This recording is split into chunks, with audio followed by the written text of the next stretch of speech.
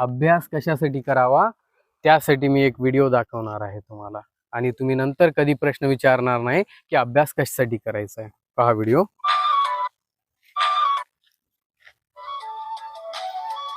पहा, अशी मेहनत तुम्ही करत आहात, सातत्यानं मेहनत केल्याच्या नंतर तुमचा रिझल्ट आला, आणि हे अश्रू जे ह्या मुलाच्या आई वडिलांच्या डोळ्यामध्ये आनंदाचे अश्रू आहेत, तसेच अश्रू तुमच्या आई वडिलांच्या डोळ्यामध्ये जर तुम्हाला पाहायचे असतील आणि तुम्हाला त्यांची मान गर्वाने उंच करायची असेल, तर तुम्हाला आज अथक परिश्रम घेऊन अभ्यास करावाच लागेल. फक्त 10वी आणि 12वीच्या विद्यार्थ्यांसाठी फक्त सांगायलो, फक्त तुमच्या बोर्डच्या एक्झामसाठी 100 दिवस उरलेत, आणि ह्या 100 दिवसामध्ये सुद्धा तुम्ही जे तुम्हाला अचीव करायचं आहे ते करू शकता. फक्त आणि फक्त तुम्हाला कन्सिस्टंट सातत्यानं प्रयत्न करत राहावं लागणार आहे, हार न मानता. जर तुम्हाला ह्या प्रकारचे अश्रू तुमच्या आईच्या डोळ्यामध्ये आणायचे असतील, आनंदाचे अश्रू,